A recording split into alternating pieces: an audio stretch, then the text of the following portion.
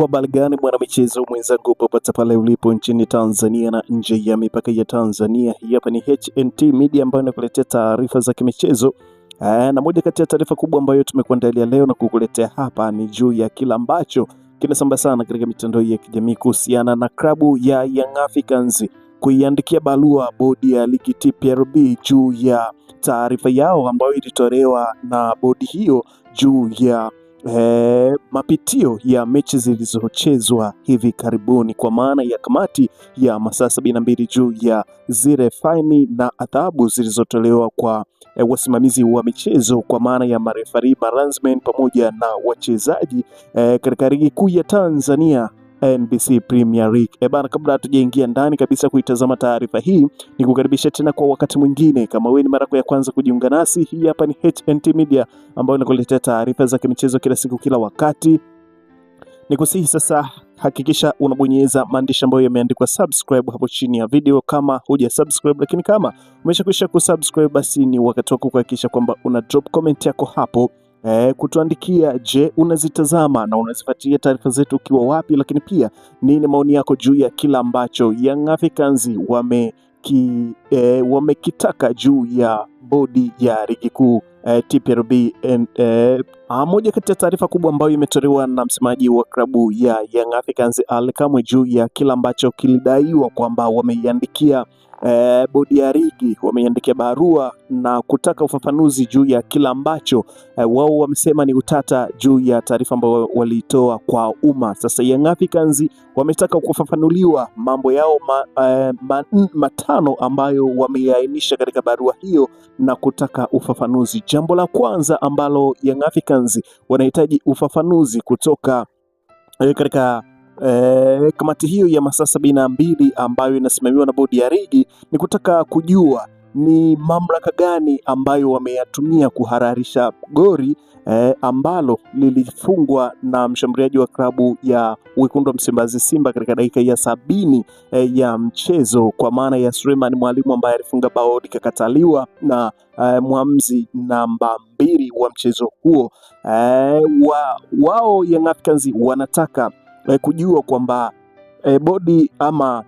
kamati ya masaa 72 imepata wapi mamlaka ya kuhalalisha bao, wakati msimamizi wa mchezo nambari 1 kwa maana ya referee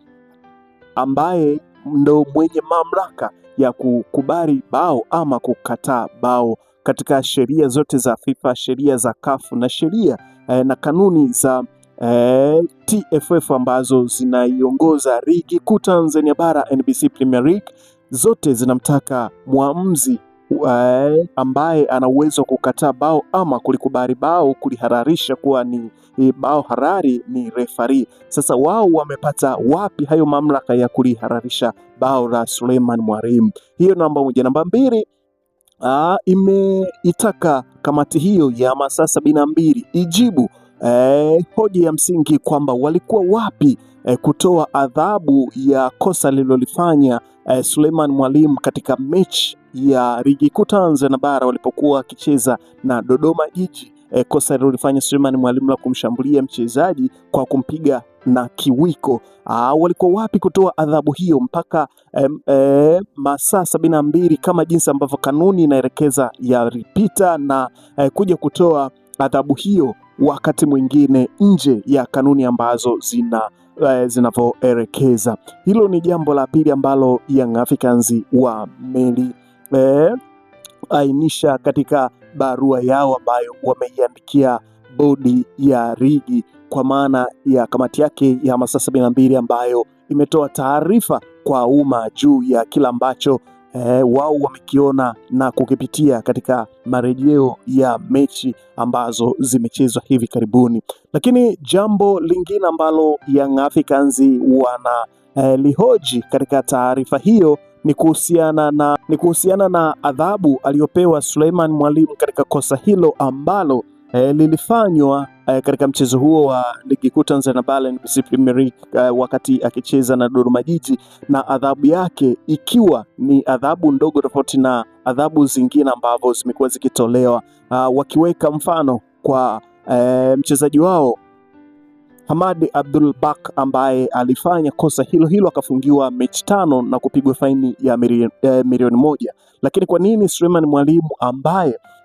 amefanya kosa kama hilo hilo ambalo wachezaji wengine wamekuwa wakiadhibiwa hivyo, yeye kafungiwa mechi 3 bila kutoa faini ya kiasi chochote cha fedha, wakienda mbali zaidi wakisema kwamba kumekuwepo na double standard katika kutoa maamuzi juu ya makosa ya wachezaji ama timu ambavyo inavyokuwa ikitenda kosa na adhabu zake zimekuwa tofauti. Lakini kitu kingine ambacho Young Africans wamekidimandi katika demand letter yao, wametaka ufafanuzi juu ya adhabu ambazo zimetolewa kwa waamuzi waliochezesha dabi ya Kariakoo. Inasemekana kwamba ama iko hivi, katika barua ambayo imetolewa na kamati ya masaa 72 imemfungia mwamuzi nambari 2 ambaye alikataa bao la Suleiman Mwalimu ambalo wao wamelihalalisha kuwa bao halali na kufungiwa miezi 6 bila kujihusisha na kuchezesha ligi kuu Tanzania bara. Lakini pia amefungiwa mwamuzi nambari 1 ambaye alikataa shambulio la Prince Mpumelelo Dube ambalo alikuwa anakwenda kushambulia katika lango la Simba. Yeye kafungiwa miezi 3. Sasa swali la Yanga liko wapi? Ni kwamba je, ni kwa nini mwamuzi nambari 2 ambaye alikataa bao kafungiwa miezi 6 na mwamuzi nambari 1 ambaye alikataa shambulio la Prince Dube kafungiwa miezi 3? Tofauti ya makosa haya iko wapi? Ndio kitu ambacho wao Young Africans wanataka ufafanuzi, kutaka kujua kwamba ni kwa nini waamuzi hawa makosa yao yanafanana, lakini katika adhabu yao imekuwa tofauti na jinsi ambavyo mmoja kaadhibiwa miezi 3, mwingine kaadhibiwa miezi 6. Hayo ndio yalikuwa ni mambo ambayo Young Africans wameiandikia bodi ya ligi kupitia kamati ya masaa 72 ili kujua kwamba na kupewa ufafanuzi juu ya kila ambacho wao wanakihitaji katika ile taarifa yao ambayo ilitolewa kwa umma. Wakienda mbali zaidi wakizungumza kwamba klabu ya Young Africans ni klabu ambayo inasimamiwa na wanachama. Kwa hiyo wanachama wanahitaji kujua na kupata ufafanuzi juu ya kila ambacho kilitolewa na kamati ya masaa 72 juu ya makosa hayo ambayo Young Africans pia amedondokea katika adhabu ambazo naye pia ametozwa faini kutokana na makosa kadha wa kadha ambayo yalifanyika na ambayo yalitokea katika mechi ya dabi ya Kariakoo ambayo ilichezwa huko Zanzibar katika uwanja wa New Amaan Complex,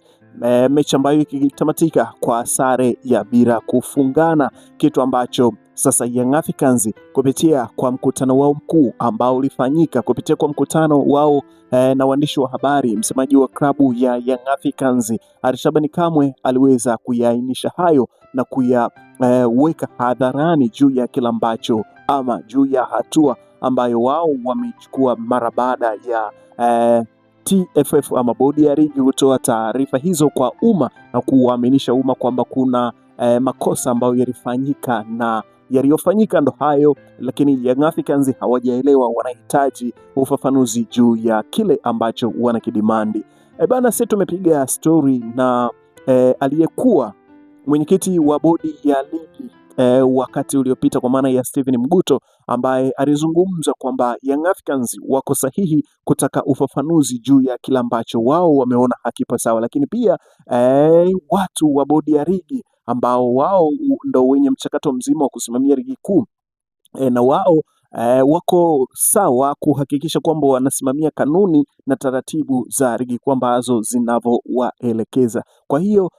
Young Africans kuwapa taarifa ama kuwaandikia barua ya kutaka ufafanuzi juu ya kile ambacho walichokiamua ni wako sahihi. Kwa hiyo ni wakati wao kuhakikisha kwamba wanawajibu Young Africans ili wao nao pia waridhike na wakawajibu wanachama wao. Hayo aliweza kuyazungumza Steven Mguto katika mahojiano na waandishi wa habari mara baada ya kutokea kwa taarifa hizi ambazo zimetokea. Bana, nikukaribishe kwa wakati mwingine, endelea kufuatilia update zetu, na mimi hapa nipo kwa ajili ya kukuletea taarifa na kila tukio ambalo linatokea, na hapa ni HNT Media, langu jina naitwa Dio. Tukutane katika updates zijazo. Bye bye.